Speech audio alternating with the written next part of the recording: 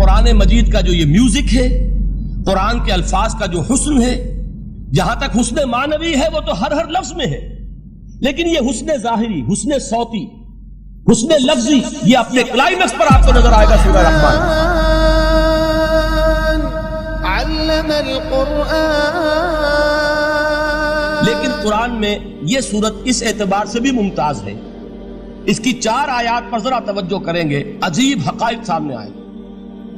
جہاں یہ قرآن مجید کے حسن صوت اور حسن لفظی کی معراج ہے، وہیں اس کی پہلی 4 آیات میں 4 چوٹی کی چیزوں کا ذکر ہے، سب سے اونچی چیز ہے۔ پہلی آیت کیا ہے؟ الرحمن، ایک آیت ہو گئی۔ رحمان کیا ہے؟ اللہ کا نام ہے۔ کبھی آپ نے غور کیا اللہ کے ناموں میں سب سے پیارا نام کون سا ہوگا؟ رحمان۔ کیوں؟ اس کا مادہ کیا ہے؟ رحمت۔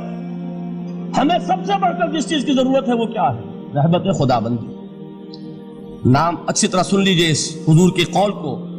حضور فرماتے کوئی شخص جنت میں مجرد اپنے عمل کی بنیاد پر داخل نہیں ہو سکے گا جب تک کہ رحمت خداوندی دستگیری نہ کرے۔ کسی صحابی نے بڑی ہمت اور جرأت کا ثبوت دیا کہ پوچھ لیا کیا حضور آپ بھی؟ جب آپ نے فرمایا کوئی شخص داخل نہیں ہو سکتا جنت میں محض اپنے عمل کی بنیاد پر جب تک کہ رحمت خداوندی جو ہے وہ دستگیری نہ فرمائے۔ پوچھا گیا کیا آپ بھی؟ آپ نے فرمایا ہاں میں بھی۔ آپ اندازہ کیجئے کہ اگر محمد الرسول اللہ بھی رحمت خداوندی کے ضرورت مند ہوں تو تاب دیگراں چہ رسد، ہماری تو سب سے بڑی ضرورت رحمت خداوندی۔ اب یہ رحمت جو ہے قرآن مجید میں اللہ تعالیٰ کی یہ شان 2 الفاظ کے ذریعے سے آتی ہے، رحیم اور رحمان۔ اور کوئی مادہ نہیں ہے جس سے 2 نام بنتے ہوں اللہ کے، لیکن یہ مادہ ہے واحد رحمت کا کہ جس سے رحمان بھی ہے رحیم بھی ہے۔ رحیم صفت مشبہ ہے، رحمت دائم ہو جائے گی، مستقل ہوگی تو رحیم کہیں گے۔ اور رحمان، اس میں رحمت کی ہے وہ شان ہے کہ جیسے ٹھاٹھے مارتا ہوا سمندر ہو، ہیجان کی کیفیت، طوفانی کیفیت، رحمت خداوندی کا طوفانی جوش، وہ ہے رحمان۔ آپ تو رہتے اس علاقے میں ہیں، آپ کو معلوم ہے عرب اگر بھوکا مرا جا رہا ہو تو کیا کہے گا؟ انا جوعان۔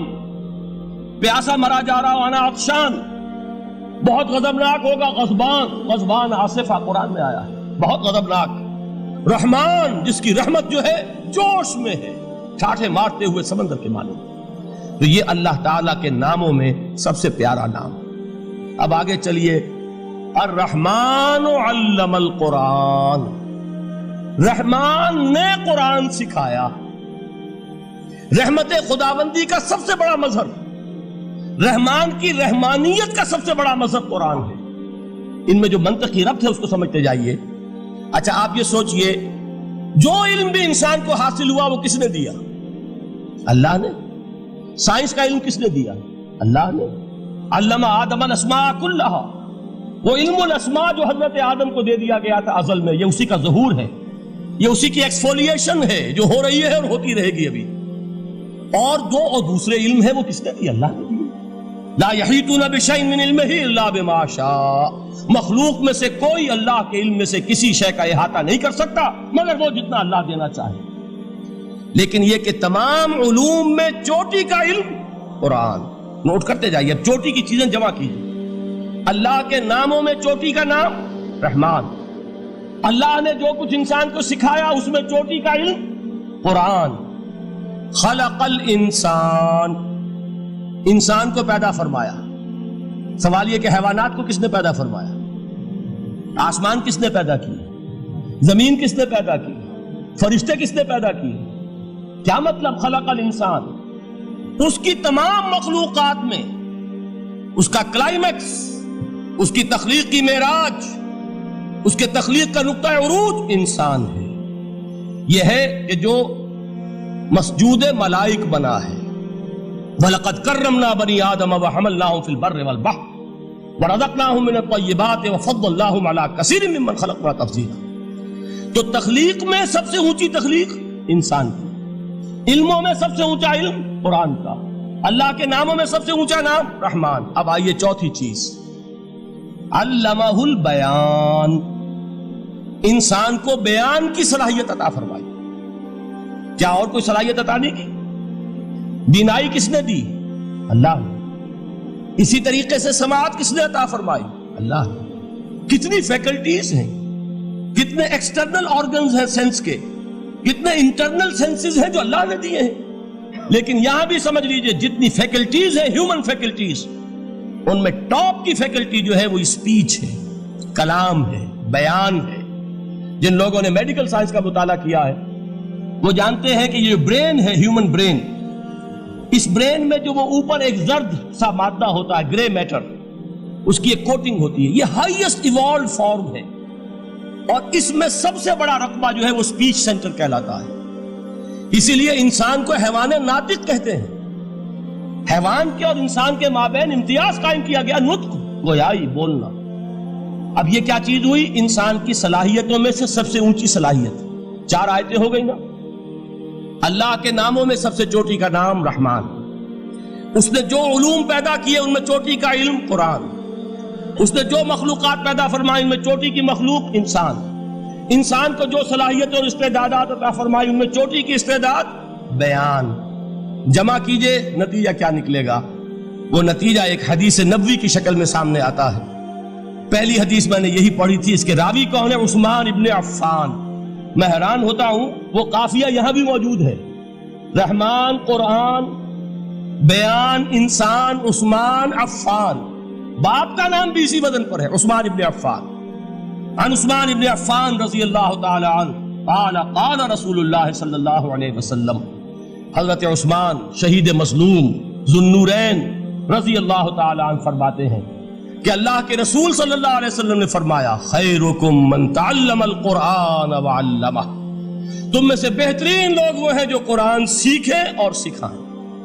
قوت بیان جو تمہاری ٹاپ فیکلٹی ہے، اس کا استعمال کسی گھٹیا کام کے لیے نہیں ہونا چاہیے.